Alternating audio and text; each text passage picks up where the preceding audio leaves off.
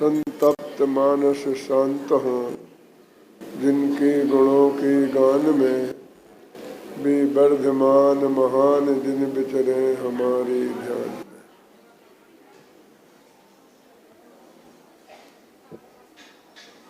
26 गाथा से लेकर 31वीं गाथा तक 33वीं गाथा तक एक स्तुति संबंधी प्रकरण चला।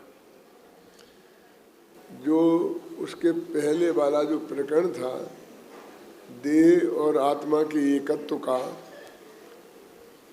उसका ही ये पूरक था और अंततो गत्वा यहाँ पर उसका वो समापन करते हुए कहते हैं कि ये नक्की हो गया कि देह माने वो द्रविंद्री भावेंद्री और नोएंद्री सब लेकर के एक आत्मा को छोड़कर जितने भी पदार्थ हैं वो सब वो जुदे हैं और आत्मा जुदा है।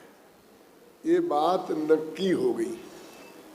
अब आचार्य कहते हैं कि श्रोता के या पाठक के दिमाग में निर्णय हुआ कि नहीं हुआ उसकी जिम्मेवारी उसकी है, और हमें तो आगे बढ़ना है तो कहीं तो ये मानना पड़ेगा ना, नहीं तो हम विषय को आगे कैसे बढ़ाएंगे।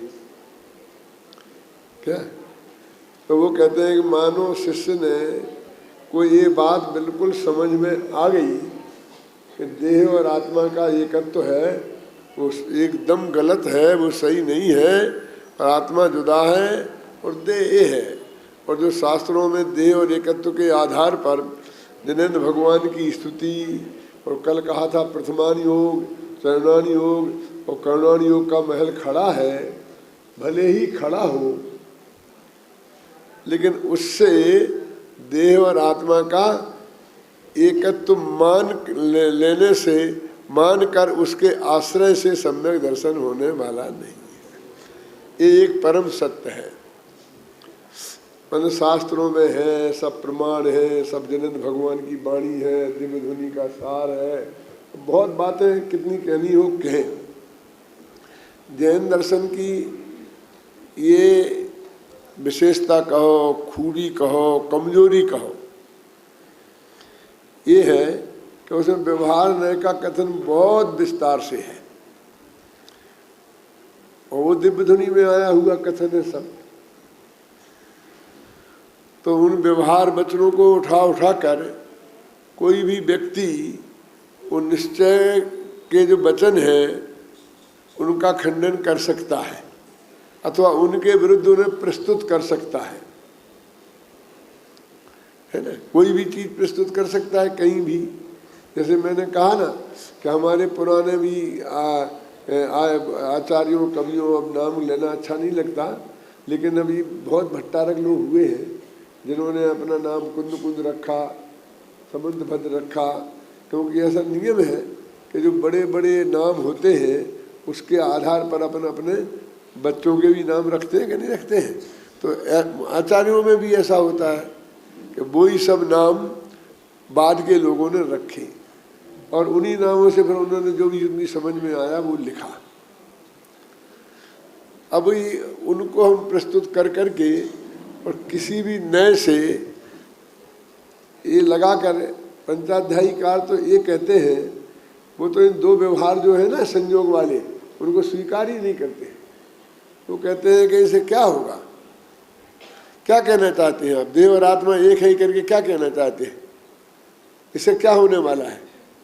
अब मान लीजिए क्या है, लिख दिया हमारे भूधरदास जी से जैसे महाकवि ने भी, जिनने बहुत अच्छी अच्छी कविताएं लिखी हैं, राजा राणा छत्रपति जिनकी 12 भावना प्रसिद्ध है, और मान लो उनने ये भी लिख दिया हो कि द्रौपदी को चीरे बढ़ायो, सीता प्रीति कमल रचायो, अंजन से किए अकामी, दुख मेटो अंतरयामी। तो क्या करें हम इसको, बोलो। अब अभी उनसे लड़ो, उनका नाम बहुत बड़ा है। अब मैं आपसे पूछता हूँ कि सीता के लिए तो कमल रचाया और द्रौपदी का चीर बढ़ाया, किसने बढ़ाया बताओ ना, कौन से भगवान ने बढ़ाया। उनके यहाँ तो वो तो मान लो कि राम ने बढ़ाया, उसमें यहाँ पर कृष्ण थे, उनने किया होगा। अब आपके किन ने किया, ये किन की स्तुति है? यदि महावीर की स्तुति है तो उस वक्त तो महावीर न मालूम कहाँ होंगे, जब द्रौपदी थी और सीता थी।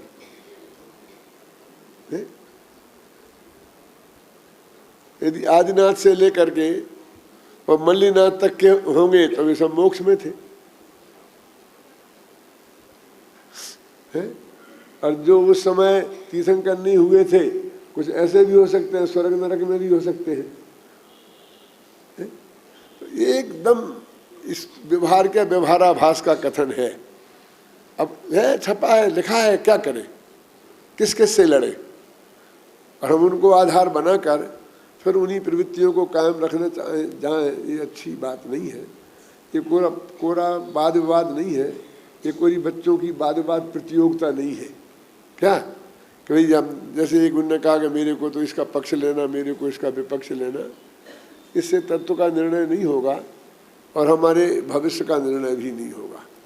तो अभी यहाँ आचार्य कहते हैं हमने ये मान लिया कि शिष्य की समझ में बहुत अच्छी तरह से आ गई कि काया जुदी है और आत्मा जुदा है। अब वो शिष्य इनके लिए त्यागने के लिए तैयार है। माने आचार्य अब इससे आगे की बात कहना चाहते, सीधी सच्ची बात यह है कि श्रद्धा में उन्होंने बात कर दी जितनी उन्हें समझानी थी। अब वे आगे की बात कहना चाहते हैं कि भैया त्याग क्या है, क्या करें। अब हमने मान ली आपकी बात, अब हम ये जो शरीर है, स्त्री पुत्र मकान जायदाद, जिनको जो भी आपने बताया है, ये सब जुदे हैं, तो अब इनके त्याग की विधि क्या है ना। मैं पढ़ता हूँ, देखो आचार्य की भाषा ही को पढ़ता हूँ। इस प्रकार यह अज्ञानी जीव अनादिकालीन मोह की संतान से निरूपित आत्मा और शरीर के एकत्व के संस्कार से अत्यंत अप्रतिबुद्ध था।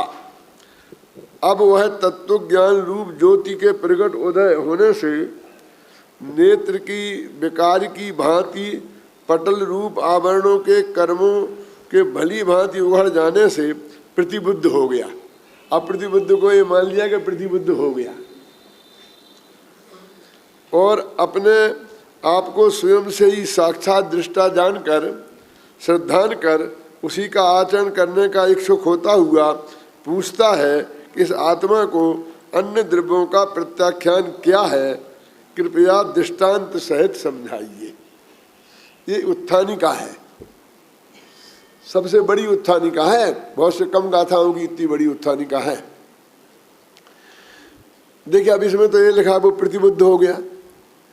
अब फिर बहस करनी हो तो फिर इस पर बहस कर सकते हैं कि जो प्रतिबुद्ध हो जाता है उसे तो यहाँ तक के मोक्ष मार्ग का मार्ग पूरा ही दिखता है।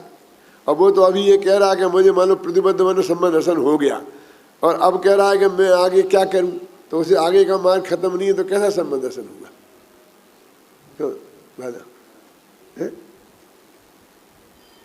अब आचार्य को तो अब उस प्रकरण को उठाना है, यानी अभी ये बात समझाई और आगे वो बात समझानी है। तो वो ऐसा मान के चल रहा है कि मानो वो शिष्य पूछ रहा है कि अब मैं ये त्याग के लिए क्या करूं। अब मैं त्याग करना चाहता हूं। अब देह और आत्मा एक नहीं है, ये मेरी समझ में आ गया।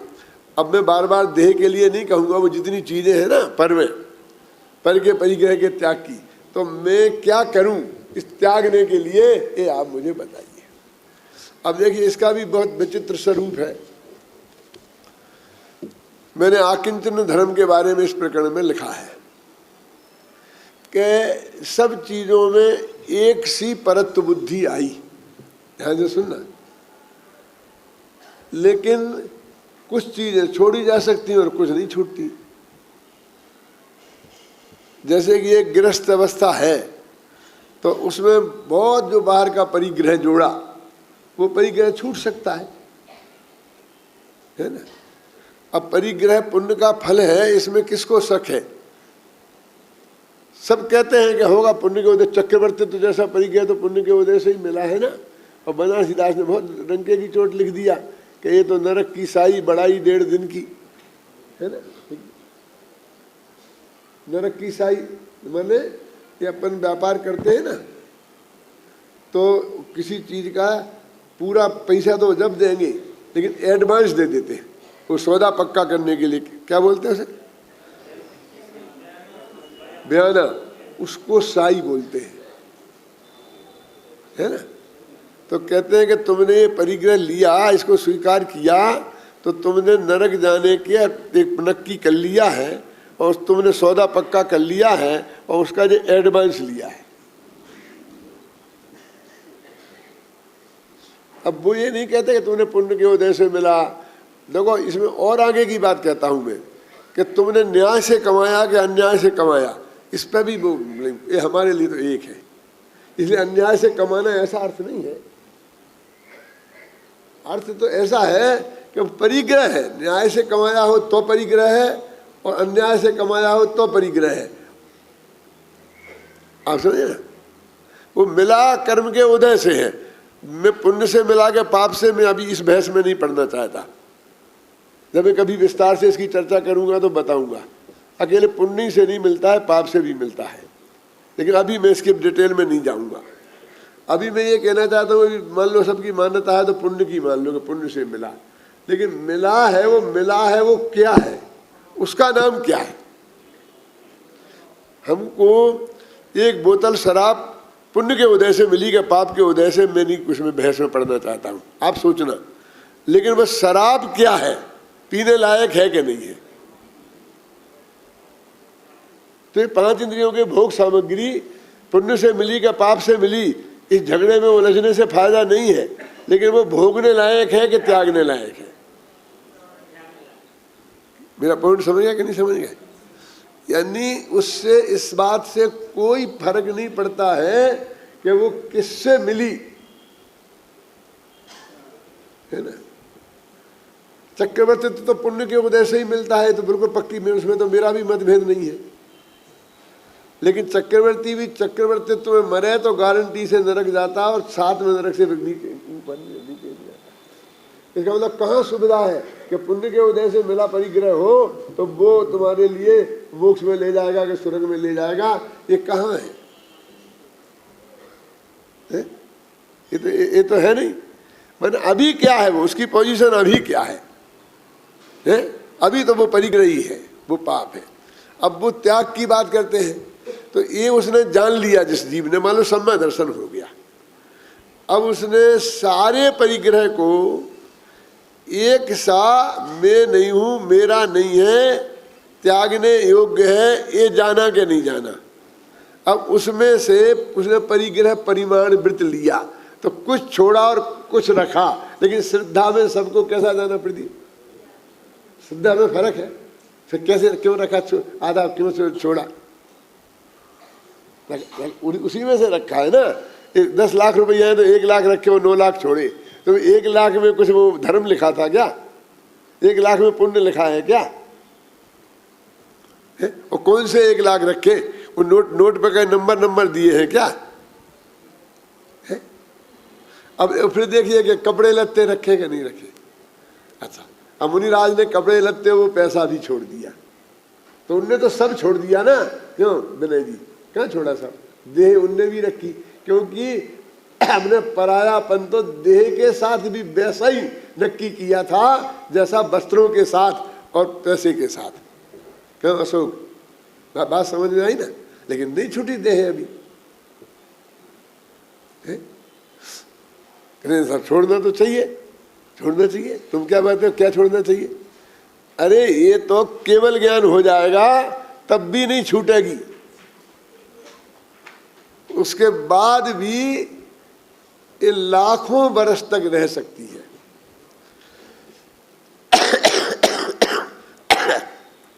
गिरधरलाल जी साहब, लाखों बरस तक? लाखों तो मैंने कम बताए। शास्त्र में ये लिखा है कि कर्म भूमि के मनुष्य की आयु 1 लाख पूरब की होती है ना, उत्कृष्ट 1 करोड़ पूरब की होती है। तो 1 करोड़ पूरब में 8 वर्ष और अंतर मुहूर्त में केवल ज्ञान हो सकता है। तो 1 अंतर मुहूर्त 8 वर्ष कम 1 करोड़ पूरब तक वो अरहंत अवस्था में रह सकता है। अब वो पूरब कितने का होता है ये हमारे संजीव से पूछ लेना, ख्याल में है ना, है? पर कितना लंबा होता है? तो मैंने लाखों वर्ष तो बहुत कम कहा है।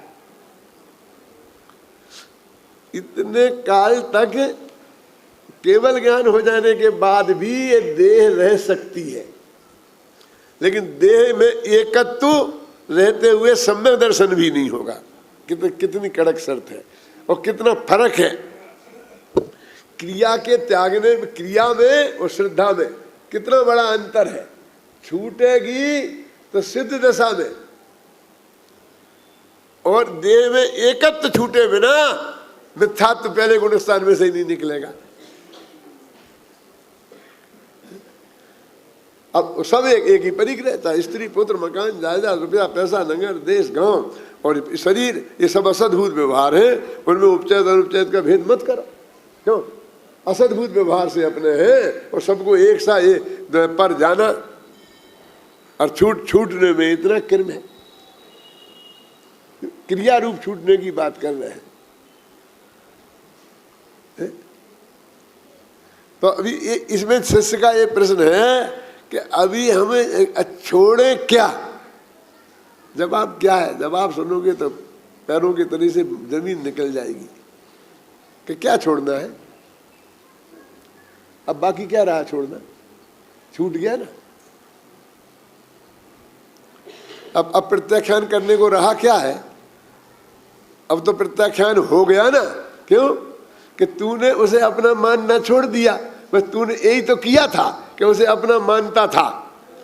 आज तक तूने पर पदार्थ का ग्रहण किया ही नहीं, क्योंकि तेरे में त्यागोपादान शून्यत्व नाम की शक्ति है, वो 24 घंटे काम करती है। तू किसी का ग्रहण कर ही नहीं सकता था। अभी तूने इतना माना और जाना था कि ये मेरे हैं, कि ये मैं हूं। अब जान लिया कि ये मेरे नहीं है, मैं ये नहीं हूं, मैं इनका कर्ता भोक्ता नहीं हूं। अब छोड़ने को बाकी रहा क्या?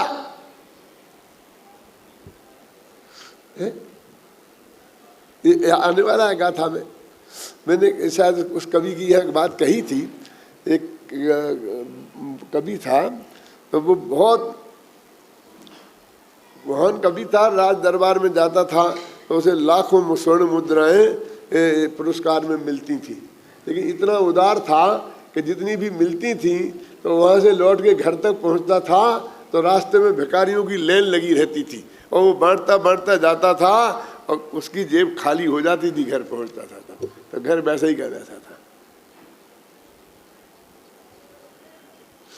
एक राजा ने इसे 1 करोड़ स्वर्ण मुद्राएं दी। ढेर लग गया। तो फिर कहा कि कविराज, आज तक आपको ऐसा कोई दातार मिला है जिसने आपको 1 करोड़ स्वर्ण मुद्राएं दी हो क्या? तो उस कवि की जेब में 1 स्वर्ण मुद्रा पड़ी थी, बची नहीं होगी बांटने से। तो उसने निकाल के उस ढेर पे फेंक दी कि मैंने तेरे को 1 करोड़ 1 स्वर्ण मुद्रा दान में दी। बोल क्या कह रहा है मेरा? लेकिन दादा 1 स्वर्ण मुद्रा देकर 1 करोड़ 1 दी। तो उसने कहा कि मैं पूछता हूं कि ये स्वर्ण मुद्राओं का जो ढेर है वो तेरा है कि मेरा? नक्की कर। यदि अभी भी ये तेरा है तो तूने मुझे 1 करोड़ स्वर्ण मुद्राएं दी, ये बात झूठी है। और यदि मेरा है तो मैंने 1 करोड़ 1 दी, ये बात झूठी कैसे हो सकती है? बोला जब तूने दे ही नहीं तो अब तेरी कहाँ है? मुंह से बोला है साहब, अभी तो दी कहाँ है? घर में उठ। अरे मुंह से बोला हो गया ना। जब तूने ये स्वीकार कर लिया कि ये परिग्रह मेरा नहीं है, तो अब त्यागने को रहा क्या? तेरा है क्या जो तू त्यागेगा? देखो गाथा पढ़ता हूं। सब्बे भाव जम्मा पच्चक्खाई परे तृणादूणम तम्मा पच्चक्खाणम प्राणमणिमा मुणे दव्यम जहनाम को भी पुरुषो परदव्य मृणंति जानिदुम चैदी तय सभ्य पर भावे रावण विचमुच देणानी पर भावे को पर जान कर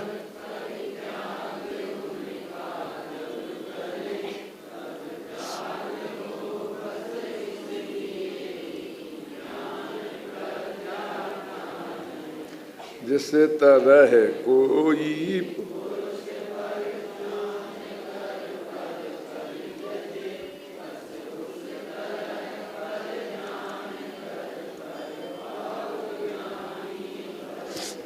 देखिए भाषा इसकी ऐसी है कि कोई पुरुष पर पदार्थों को पर जानकर जब उसका त्याग करता है तो उसे प्रत्याख्यान कहते हैं। हाल में है ना। और वह प्रत्याख्यान नियम से ज्ञान ही है, ऐसा जानना चाहिए। नाणम नियमा मुणे दव्या, है ना। जैसे कोई पुरुष जब परद्रव्य को परद्रव्य जानता है तो उसके छोड़ने में देर लग सकती है, लेकिन वो उस दिन ही उससे छूट गया। भाषा तो ऐसी लगती है कि पहले जानकर फिर त्याग करता, भाषा ऐसी है। गुरुदेव ने ये प्रश्न उठाया है क्या कि ऐसा तो लिखा है जान कर फिर त्यागे, तो क्षण तो बदल गया क्यों? तो उत्तर गुरुदेव ने दिया कि क्या करे, भाषा में तो ऐसे ही करेगा ना, कार्य कारण बताना है। जो प्रकाश दीपक तय हुई, क्या कि दीपक जलाओ तो प्रकाश होगा, लेकिन दीपक के जलने में और प्रकाश के जलने में समय भेद नहीं है। जानने में और त्याग में समय भेद नहीं है। क्या कह रहे हैं? क्योंकि वो असल ज्ञानम राणम नियमा मुड़े दव्या, वो ज्ञान ही प्रत्याख्यान है। इसलिए वो उदाहरण आचार्य देव ने दिया और बनारसी दास ने दिया, और वो प्रसिद्ध उदाहरण है कि एक आदमी धोबी के घर गया। वो आचार्य अमृतचंद का उदाहरण है, उनकी टीका में है। धोबी के घर गया और उसने कहा भैया मेरे कपड़े धुलने के डाले थे, मुझे बाहर जाना है, तो मेरे कपड़े जल्दी दे दे। तो उसने जल्दी जल्दी में उसके कपड़े दे दिए। तो एक चदरा किसी दूसरे व्यक्ति का उन कपड़ों में आ गया। अब वो उस चदरा को ओढ़ करके घर पर सो रहा था। अब दूसरा व्यक्ति पहुंचा धोबी के घर, उसने कहा हमारे कपड़े दो, कपड़े दो। तो उसमें एक चदरा कम निकला। कम निकला तो कहाँ है? तो उसने देखा, तो उसने कहा उनके भूल से उनके यहाँ चला गया। अब उसे चूंकि जल्दी थी तो कहा ठीक है मैं ले लेता हूँ। तो वो उसके घर पहुँचा। अब उस भाषा तो अमृतचंद की ऐसी है कि उसने जाकर चदरे का खूंट पकड़कर और ऐसा झटके से उसे उतारा। ऐसा शब्द पढ़ा हुआ है बिल्कुल। अपनी हिंदी भाषा में वो मजा नहीं आता है। देखो पढ़ता हूँ संस्कृत। यथा ही कश्चित पुरुषा संभ्रांत्या रजकात परिकीयम चीवरम आदाय आत्मीय प्रतिपत्या परिधाय सयाना स्वयं अज्ञानी सन्नैव तद अंचल मालम्ब बलान नंगी कीर्माण। उसके आंचल को पकड़ के, आंचल मन कोना, और बला जबरदस्ती उसे नंगा कर दिया, जैसे बलात्कार कर दिया। मैंने ऐसा नहीं कि सज्जनता से पूछा हो क्या, एक इसका कारण है, ऐसा क्यों लिखा आचार्य ने, बलात् नंगीकार कर दिया। तो क्यों, क्या बात है कि भैया मेरा चदरा है और मुझे जल्दी जाना है, धोबी के घर तुम गलती से ले आए हो। तो उसने कहा कि भाई मैं तुम्हारा है। तो उसने कहा देखो इसमें ये नाम लिखा है ना, तुम्हारे चदरे पे क्या नाम लिखा? कि मैं तो कुछ नहीं लिखा था, लेकिन इसमें मेरा लिखा है ना नाम, देखो एच लिखा है, देखो। तो उसने देखते ही और उसके ज्ञान में आ गया क्या कि ये मेरा नहीं है। तो यदि वो सज्जन है तो क्या कहेगा? तो क्या सज्जन है तो ये कहेगा भाई साहब गलती हो गई, माफ करना, मैं ले आया हूँ अब मैंने इसे ओढ़ लिया है, अब अभी मेरे को आप कहो मैं इसे धुलवा करके और आपके घर बराबर पहुंचा दूंगा समय पे, यदि आपकी अनुमति हो तो मैं इतना कर सकता हूँ, करो, और नहीं तो फिर क्या है, ये सन्निवेदन कर सकता है। क्यों कहने नहीं, मुझे तो जरूरत है, मैं तो ले जाऊंगा, मैं नहीं धुला ले जाऊंगा।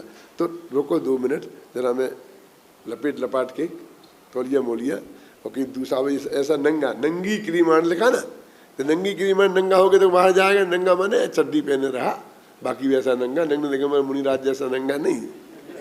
क्यों, तो वैसे कपड़े भी पहने तो नहीं, तो मैं दूसरा करके लाता हूँ उस व्यवस्था से, फिर तुमको देता हूँ, ख्याल में आई ना।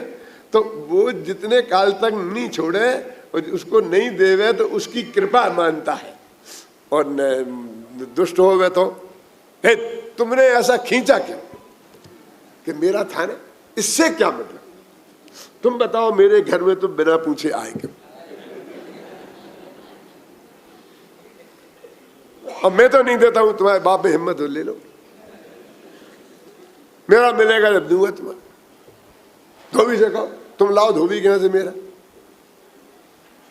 ऐसा नहीं समझना कि ऐसे लोग होते नहीं हैं, मैंने ऐसे लोग देखे हैं कि मैं बाटा की चप्पल पहन के आया और मैंने बाहर उतार दी, तो आपने भी उतार दी, आपने 15 दिन पहले पहनी थी, मैं आज ही पहन के आया, क्यों, और आपकी वह चप्पल कोई पहन गया तो आपने जाके मेरी पहन ली।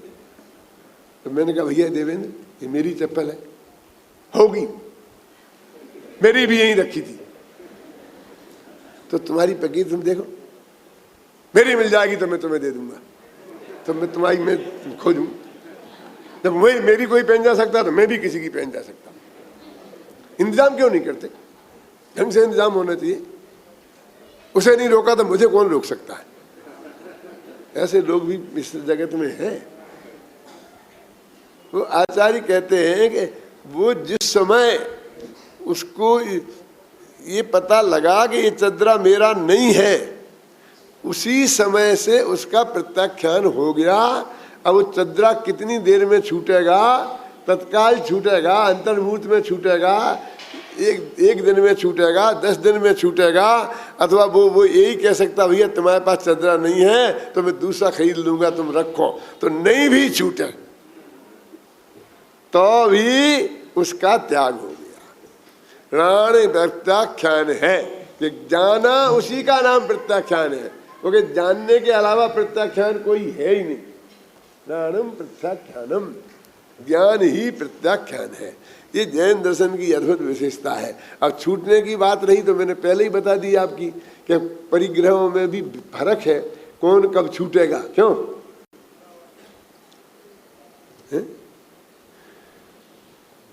देखो स्त्री पुत्र मकान जायदाद सब परिग्रह है, ऐसे ज्ञान आ गया ना, लेकिन अब वो सम्य दर्शन होते ही सब छूट जाएंगे। चक्रवर्ती हैं, तीर्थंकर हैं, चक्रवर्ती हैं, तो उन्हें तो पहले ही भव से मालूम था ना पक्का, क्यों, तो उनके छूट गए। तो उसका मतलब हम ऐसा माने कि ये वो उन्हें अपना मानते होंगे कि बोलो, ये तो साधारण आदमी की समझ में आता नहीं। जब गुरुदेव श्री फरमाते हैं कि ऐसा रहा और राम रो रहे हैं और लक्ष्मण को कंधे पे रखे हैं और फलाने युद्ध में लड़ाई लड़ रहे हैं, बाहुबली के साथ ऐसा कर रहे हैं भरत चक्रवर्ती, तो भी उनकी दृष्टि में ये मेरा नहीं है, मैं ये नहीं हूँ, मैं इसका करता नहीं हूँ, भोगता नहीं हूँ, ऐसा अकर्ता भाव बना हुआ है। तो एक क्षण भी वो अकर्ता भाव वहां से गया नहीं। राम लक्ष्मण के बारे में ऐसा आता है कि वो सम्यक दृष्टि थे और सम्यक दर्शन उनका कायम रहा, और वो 6 महीना मुर्दे को कंधे पर रखे रहे, मैंने मुर्दे को नहीं पहचान पाएगा ये मर गया कि जिंदा है, मतलब तो इसका मतलब इतनी मोटी गलती करे तो भी वो सम्यक दर्शन नहीं गया। और डॉक्टर लोग जल्दी जान लेते हैं कि ये मर गया कि जिंदा है, तो भी सम्यक दृष्टि नहीं होते, उससे मतलब कोई संबंध नहीं है। सुनो, तो वो कहते संबंध कैसे कायम रहा, तो अपने चरुणानी योग से पूछा, चरुणानी योग वाले पंडित से पूछा, तो चरुणानी योग से पूछा उत्तम सिंह जी, तो वो ऐसे रहा कायम कि जब ये सुबह उठते थे तो लक्ष्मण को नहाते थे और कहते थे बेटा लक्ष्मण भैया पूजा का टाइम हो गया है, फिर ऐसा हो गया है, फिर ऐसा चल, तू अभी सो रहा है, अभी तो तू रोज़ हमेशा तो उठ के टाइम पे पूजा करने जाता था हैं, अब तू नहीं जाएगा तो मैं भी नहीं जाऊंगा। तो पूजा करने भले ही नहीं गए लेकिन वे रोजाना सुबह उठ के जिनेंद्र भगवान की पूजन करने का भाव उनको आता था। और लक्ष्मण को बार बार कहते थे, लक्ष्मण नहीं जाता था तो उसे छोड़ के नहीं जा सकते थे तो नहीं गए, तो वो बराबर भगवान की पूजा उनकी बनी रही। ये चरणानियों कहेगा, ख्याल में ना? ऐसे ही प्रथमानी योग वाला अपना अलग कहेगा, कर्णानी योग वाला अपना अलग कहेगा, ख्याल में ना? अध्यात्म क्या कहता है कि उनका उस समय भी त्रिकाली ध्रुव में अपनापन कायम था और पर द्रव्य में परायापन, उसका कर्तृत्व और उसका भोक्तृत्व उनकी दृष्टि में नहीं था, इसलिए वो सम्यदर्शन पाया।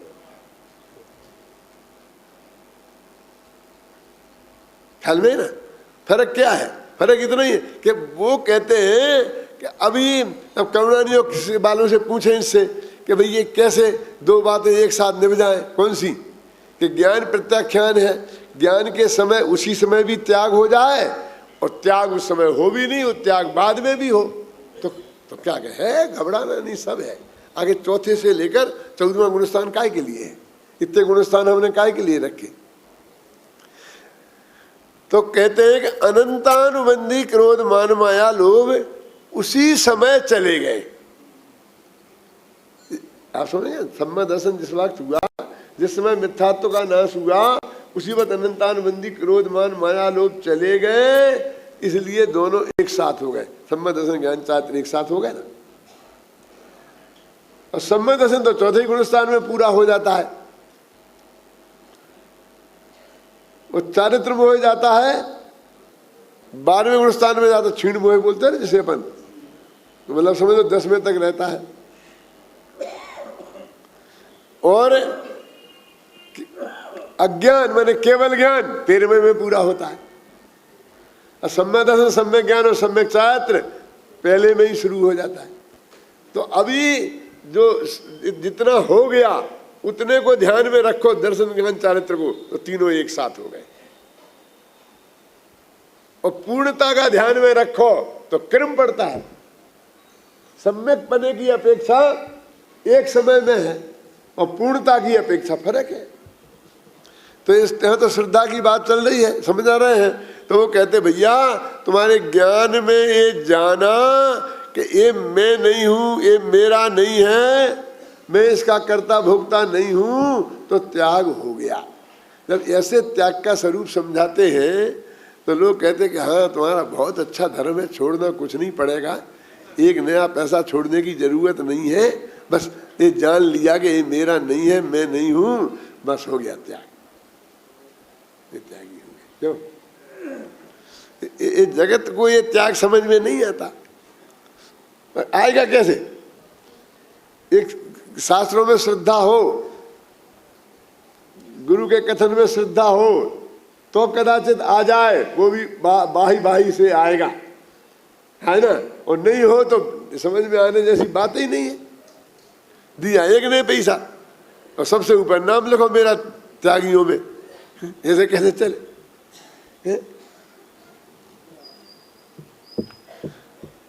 कि ज्ञान, तो वो कहते भाई साहब किसी चीज को अपना मानना और मानना त्यागना कोई साधारण बात है जिसको तो त्यागी समझ में नहीं आता है। ऐसा समझ, ये राज्य मेरा नहीं है, क्यों? ये मानना कोई साधारण बात है। देखो इसको जरा मैं उदाहरण देके समझा दूं, मैंने उसमें दिया है उदाहरण काय में, किंचन धर्म में, कि एक सेठ का मील था बहुत बड़ा और उसका वो मालिक था, तो गवर्नमेंट ने उसका राष्ट्रीयकरण कर लिया, माने गवर्नमेंट का हो गया वो मील आज से, क्यों? और उस सेठ को कहा कि इसे आपको ही संभालना है, सुनना, क्यों? क्या वो बंद करने के लिए थोड़ी गवर्नमेंट ने लिया है, और वो सेठ कमा रहा है तो सेठ को अनुभव है क्यों? उस मील को चलाने का पूरा पूरा अनुभव है। तो ऐसे अनुभवी आदमी को निकाल कर क्या करें? कि आपको ही ये चलाना है और इसके बदले में आप बोलो आपको 10 लाख रुपए महीना मिलेगा और ये बंगला इसी में आप रहना। बंगला तो गवर्नमेंट का हो गया, ये सब गाड़ियां गवर्नमेंट की हो गई, लेकिन आपकी आर्डर में ही सब गाड़ियां रहेंगी, सारे ड्राइवर। आप बिल्कुल कल तक जैसा इस मील को संभालते थे अपना समझ के, वैसा ही तुम इसे संभालना। बोलो क्या गया गेंदालाल जी है? उसे तो बहुत खुशी होनी चाहिए, लेकिन वो बहुत दुखी होता है। क्यों? क्या बात करते हो? एक दिन में मालिक से मैं नौकर बन गया, पर सुख सुविधाओं में कोई कमी नहीं हुई, आज्ञा ऐश्वर्य में कोई कमी नहीं हुई, वैसा ही चलेगी, मालकी चलेगी, सब कुछ होगा छाबड़ा जी। लेकिन उसे नहीं लगता कि मैं लुट गया। क्या लुटा है?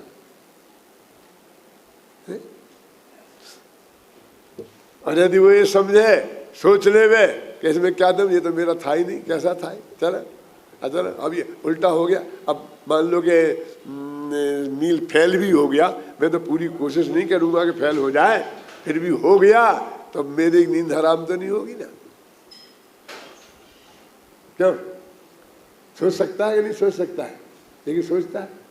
तो ऐसे ही कहते हैं कि जैसा वो ऐसे ही तो यहाँ हुआ है कि सब वहीं का वहीं रहा, और अंदर में ये मेरा नहीं है, मेरा नहीं है, ये ऐसी अद्भुत क्रांति है कि ये बाहर दिखाई नहीं देती। कई दफे मैंने ऐसी भरी सभा में कहा है, आपने सुना होगा मेरे मुख से, कि ऐसा हो सकता है कि आपको अभी यहीं बैठे बैठे सम्यक दर्शन हो जाए। ऐसा लगता है जैसे बहुत सम्यक दर्शन बांट रहे हैं, ऐसा नहीं है। यदि मैं एक कहता कि एक भगवान के सम्मुखण में दिव्य ध्वनि खिल रही थी और वहाँ बैठे बैठे एक आदमी को सम्यक दर्शन हो गया, तो तुमको कोई अटपटा नहीं लगता? क्यों? यदि मैं कहता कि गौतम स्वामी का व्याख्यान चल रहा था और वहाँ सम्यक दर्शन हो गया, तो भी अटपटा नहीं लगता? क्यों? किसी मुनिराज का चल रहा था, गुरुदेव श्री का चल रहा था, वहाँ तक तो चलता। क्यों? लेकिन उसमें भाई साहब तुम नहीं होते ना। मैं इसलिए नहीं कहना चाहता हूँ कि मेरी सभा में बैठे हो इसलिए तुम्हें सम्यक दर्शन हो जाएगा। मैं ये कह रहा हूँ कि मैं सारे उदाहरण दूंगा तो उसमें तुम नहीं होगे ना। मैं तुमसे कहना चाहता हूँ कि तुम्हें सम्यक दर्शन हो सकता, मेरे प्रवचन से नहीं। मेरा प्रवचन सुनना बंद करके अंतरोन्मुख दृष्टि करोगे और तो उसमें सम्यक दर्शन हो सकता है। तो यदि एक जीव को यह सम्यक दर्शन हो गया ऐसे ही बैठे बैठे समझना, तो उसके माथे पे 2 सींग निकल आएंगे। क्या कह रहे हैं, क्या कहना चाहते हैं आप? मेरे कहने का मतलब ये है कि तब भी वो जैसा अभी दिख रहा आपको, तब भी वैसा ही दिखेगा, आपको कुछ फर्क नजर नहीं आएगा। घर जाएगा, पत्नी से, बच्चों से, नौकरी पे जाएगा, खाना खाएगा, सब वैसा ही होगा। अब जो सम्यक दृष्टि के आचरण होता है, ऐसा आचरण तो उसका है ही भाग्य से, गुरुदेव के प्रताप से। और आप प्रवचन सुनने आए हैं, सब तो व्यसन नहीं है। मेरा मतलब समझ गए ना? अष्टमूल गुण का पालन है, शुद्ध सात्विक भोजन है, खाना पीना है, मेरे कहने का मतलब। तो इसलिए अब उसमें तो फर्क पड़ना नहीं है। और अणुवृत्त एकदम एक आ जाएंगे, और महावृत्त एक बार आ जाएंगे, ये भी। और अणुवृत्त भी आ जाएंगे तब भी सींग नहीं निकलते। सींग तो जब महावृत्त आते तब निकलते, सब निकलते, माने नग्न दिगंबर दशा होती है तो सारी दुनिया को दिखाई दे जाता है कि ये हो गया। तो जब तक मुनि अवस्था रूप त्याग नहीं होगा तब तक कैसे दिखाई देगा? बहुत से बोल रहे तो छुल्लक अलग नहीं होगा।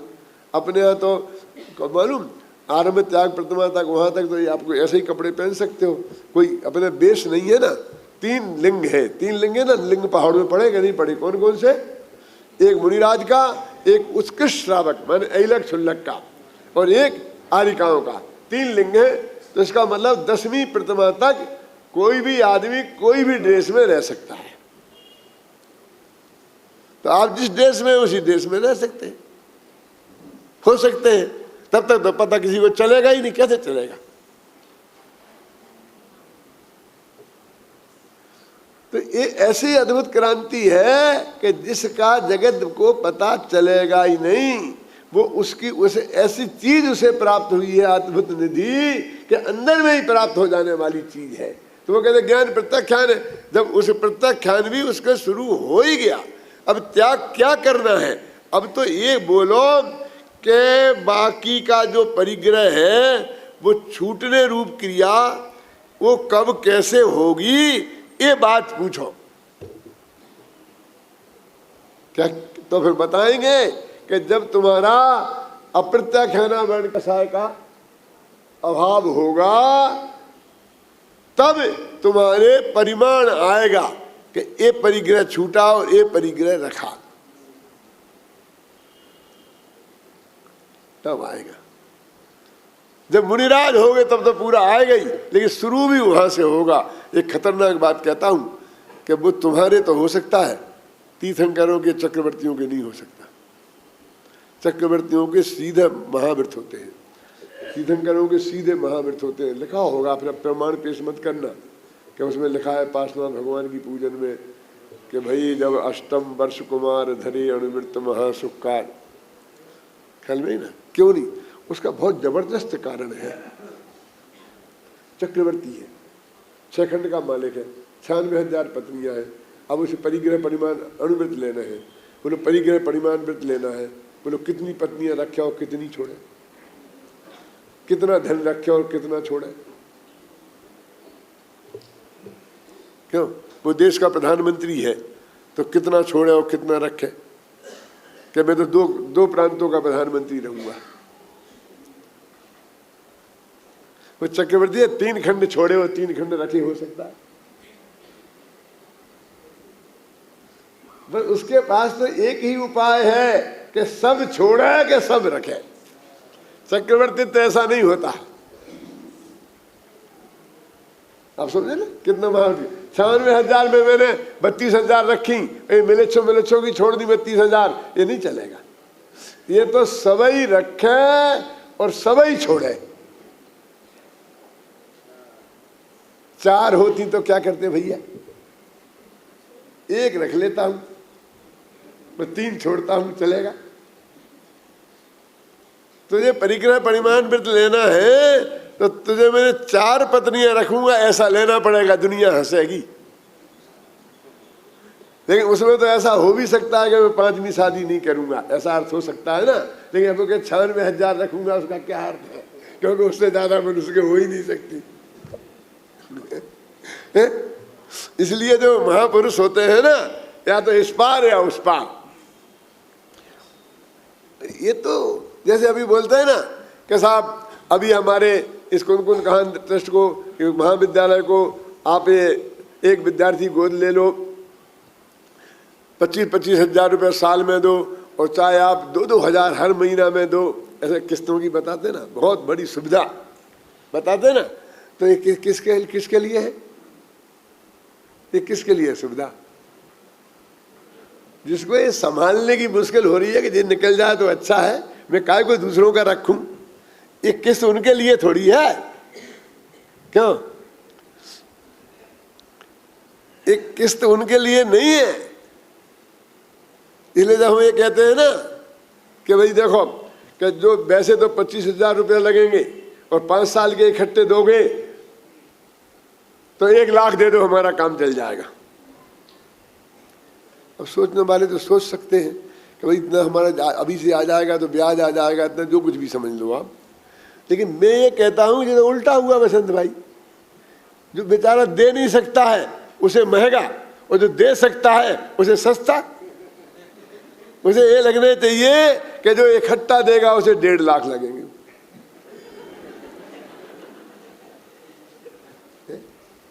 लेकिन बनिया इससे ज्यादा और क्या सोच सकते हैं? इसके लिए तो पंडित होना चाहिए, वो सोच सकता है। उसको सुविधा दे दे जो एक साथ दे सकता है। सुविधा किसको मिलना चाहिए अजित भाई?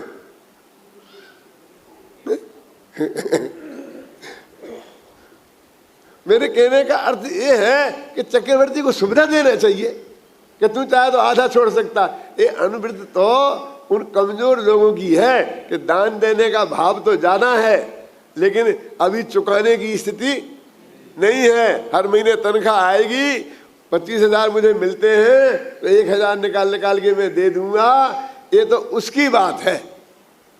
ये अनुवृत्ति उनके लिए है, समझ गए आप? उन कमजोर लोगों के लिए अनुवृत्त है। उन्हें क्या है भरत चक्रवर्ती को, उससे कहो तुम थोड़ा थोड़ा छोड़ो भैया, प्रैक्टिस करो। अरे क्या प्रैक्टिस करनी है? आज तक 96,000 पत्नियों का पति, 6 खंड का मालिक, और निकला, कपड़े खोले, केस लॉन्च किए, अंदर गया, मुनि नहीं केवली हो गया। इतने उग्र पुरुषार्थियों के लिए किस्तें बांधते हो तुम? वहां किस्तों का क्या काम?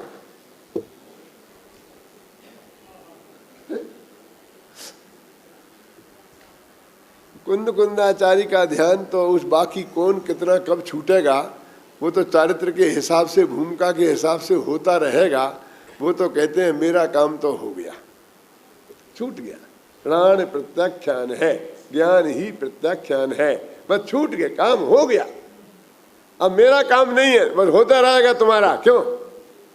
देशना लब्धि, मेरा देशना लब्धि वाले का जो काम था, गुरु का काम था, वो कहते तेरा काम हो गया, अब सारी जिंदगी तू करना। अरे पंडित का काम तो तेरे फेरे पाड़ देना है, सारी जिंदगी गृहस्थी निभाना तेरा काम है, पंडित निभाने नहीं आएगा तेरी। क्यों? तूने फेरे पाड़े थे, तुझे क्या चलेगा?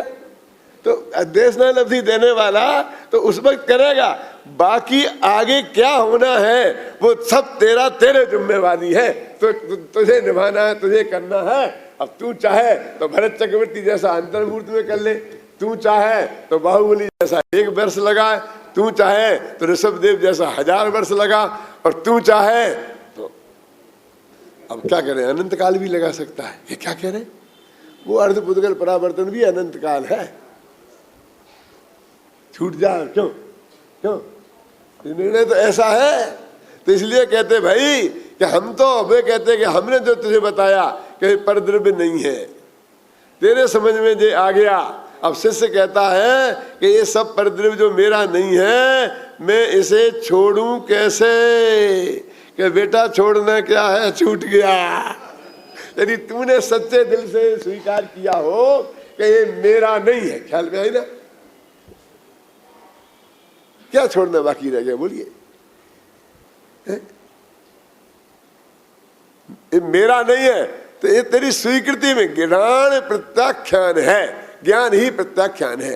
ये त्याग धर्म, मैंने जो धर्म के 10 लक्षण में लिखा, तो उसमें मैंने लिखा कि तो दान और त्याग में क्या फर्क है। तो मैंने कहा त्याग दान की परिभाषा उमा स्वामी से मैंने निकाल के लिखी थी। उसमें क्या स्वस्याति सर्गो दानव है ना, पूरा सूत्र क्या है? अनुग्रहार्थम स्वस्याति सर्गो दानम। स्वपर अनुग्रहार्थम, अपने और पर के उपकार के लिए स्वस्याति सर्गो दानम। स्वस्व माने धन भी होता है, और स्वस्व माने अपनी वस्तु का। तुम्हारी जेब में से निकाल के किसी को दे देना वो दान नहीं है, वो चोरी है। क्या वो चोरी है, दान नहीं है। स्वस्याति सर्गो दानम, और यानी अपना मानकर ये मेरा है और मैं देता हूं, वहां ये होता है। और कुंद ने क्या लिखा त्याग की परिभाषा में, ये मैंने वहां कोट किया है, सब्बे भावा परित्रिणादूय प्रत्यक्षानम। सारे पदार्थ परित्रिणादूय, ये पर है ऐसा जानना ऐसा जानकर त्याग किया जाता है। त्याग में उसको पर जानना जरूरी है, और दान में स्व जानना जरूरी है। क्या कह रहे? तो दान देने का विकल्प है तो ये मेरा है और मैं दान देता हूं, ख्याल में आई ना? और त्याग में कि ये मेरा नहीं है इसलिए मैं ऐसे छोड़ता हूं। दोनों में अंतर समझ में आया? क्यों? तो ऐसा क्यों कि दान जो है वो व्यवहार धर्म है, और त्याग है वो निश्चय धर्म है।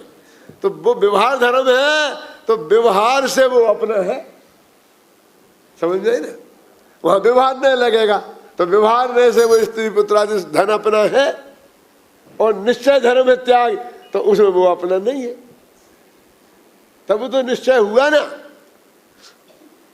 तो व्यवहार से जो अपना है का मतलब ये है कि सारा पैसा आपका है नहीं, जो आपके पुण्य के उदय से जो आपने रजिस्ट्री कराई है, वो मकान आपका है, वो जो आपके पास आपके कब्जे में है समझ लो अभी, वो व्यवहार से आपका है।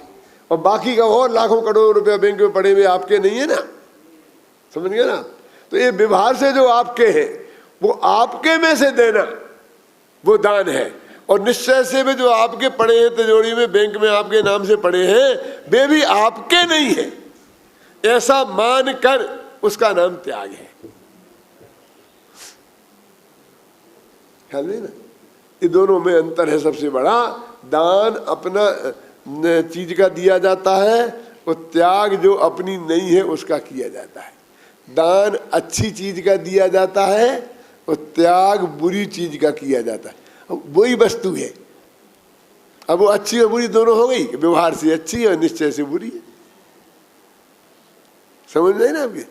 देखो, त्यागे जाते हैं राग देश, उनका दान नहीं दिया जाता है। मैं थोड़ा क्रोध कसाय का दान आपको दिया, ऐसा होता है। त्यागे जाते हैं राग देश, और ज्ञान का दिया जाता है दान, त्यागा नहीं जाता है ज्ञान। और रुपया पैसा का दान भी होता है और त्याग भी होता है। आहार का दान भी होता है और त्याग भी होता है। औषधि का दान भी होता है और त्याग भी होता है। लेकिन ज्ञान का दान होता है, त्याग नहीं होता है। राग देश का त्याग होता है, दान नहीं होता है। तो कहते भैया तुमने ये जान लिया, मान लिया कि अब क्या करें, कि अब कुछ बात नहीं है, अब तो बस बात हो गई। देखो,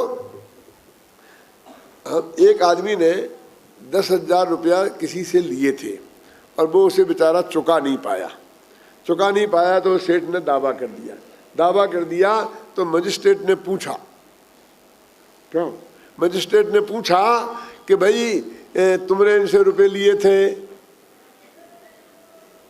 तो कि साहब बहुत गरीब आदमी हुए, कि मैं ये नहीं पूछ रहा हूं कि तुम गरीब हो कि अमीर हो, मैं सिर्फ ये पूछ रहा हूं तुमसे कि तुमने इनके पैसे लिए थे कि नहीं लिए थे, ये बताओ। कि साहब मैं कहां से चुकाऊं, 500 रुपये महीने की तनख्वाह मिलती है, 5 बाल बच्चे हैं, मैं नहीं दे सकता। कि मैं कह रहा हूं अभी मुद्दे की बात है कि लिए थे कि नहीं, न्याय तो इसके आधार पर होगा। तू दे सकता है कि नहीं दे सकता है वो सेकंड क्वेश्चन है। कि तू कहता है, जब बहुत मजिस्ट्रेट ने कहा तो बोला साहब 100 रुपये महीना की किस्त दे दूंगा, ये नहीं कहा कि लिए थे। तब वो कहता है कि तू 100 की देगा कि 50 की देगा कि नहीं देगा, है क्या होगा, ये तो बाद का प्रश्न है। पहले लिए थे कि नहीं ये तो क्या, जब तूने लिया ही नहीं तो क्यों देगा? कि साहब भूखो बोले, अरे भाई तू कहता मैं 100 दे दूंगा, लेकिन मैं कहता हूं कि तेरे को जब 500 रुपया मिलते हैं, वो 5 बच्चे हैं, तो 100 भी कैसे देगा? मैं इतना दुष्ट नहीं हूं कि मैं तेरी 100 रुपये महीने की किस्त बांध दूं। क्या समझ में आएगा? किस्त बांधूंगा तो 25 रुपये महीने की बांधूंगा, और नहीं तो सेठ से कहूंगा छोड़ दे। लेकिन तू बता के लिए थे कि नहीं लिए थे? क्यों? कि मेरे को निर्णय कानून के हिसाब से ये करना पड़ेगा कि लिए हो तो डिग्री देनी पड़ेगी, और बाद में छोड़ने में किस्त हो सकती है, श्रद्धा मानने में किस्त नहीं हो सकती। क्यों? तो हम आपसे ये कहते हैं कि ये परिग्रह आपका नहीं है।